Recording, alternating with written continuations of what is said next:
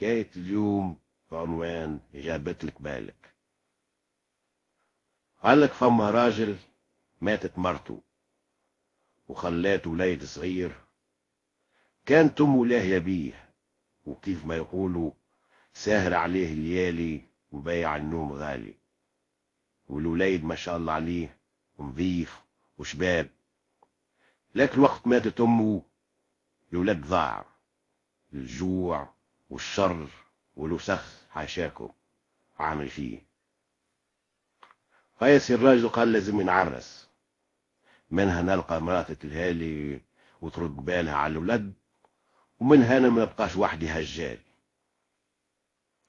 يا سيدي مختصر الكلام، الراجل عرس بامرأة وصبح عروس، لكن مرته كانت تكره الوليد الصغير وتبخر بريحته، وخاصة وقت جاب زوج صغار كانت تلابيهم توكلهم وتلبسهم وتغسل لهم، وفي الليل تتفقدهم وتغطيهم على البرد.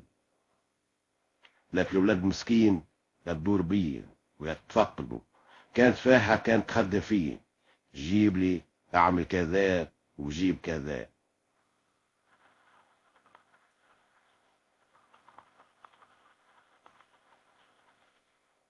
نهار المرأة فدت وخالت ما يساعدنيش يقعد هالولد هذا في الدار، لازم نعمل له عملة يهمل وما عادش يرجع للدار. قعدت تخمم ايش باش تعمل ايش باش تعمل. نهار قالت له ويجا يا ولي، اسمعني، هاو دينار وامشي جيب لي بالك. الولد مازال صغير وما يعرفش مليح، وعقله مازال صغير، اعتقد انه بالك هذه قضية وحاجة. قال الله يبارك وخرج الصغير. هاي وصل العطار له، قال اعطيني بالك.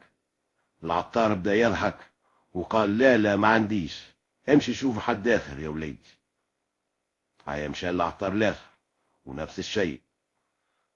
الوليد حانوت اللي يدخل له ويقول له اعطيني بالك يبدا يضحك ويقول له لا ما عنديش، امشي شوف حد اخر.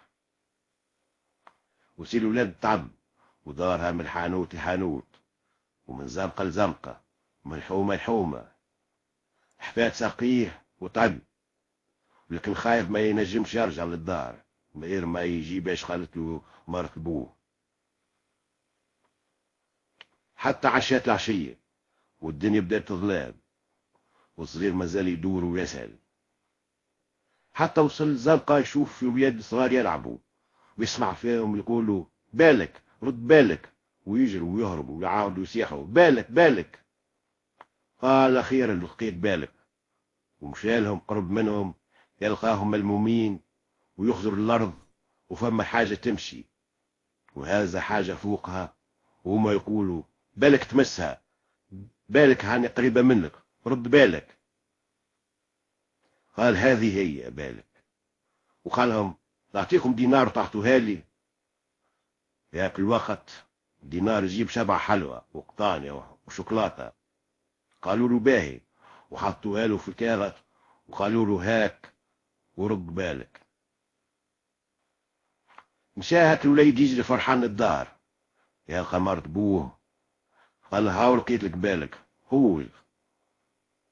المرأة خذت الكارت من عند الولد وفي بلاش يلي فيه عقرب، وهي حلاته واكل العقرب تقول له هاو متاعك. لسعتها لسعة جابتها مطيشة. قام السياح، جاء الراجل يجري، ما وصل إلا ماتت المرأة. وفات الحكاية وإن شاء الله تكون عجبتكم.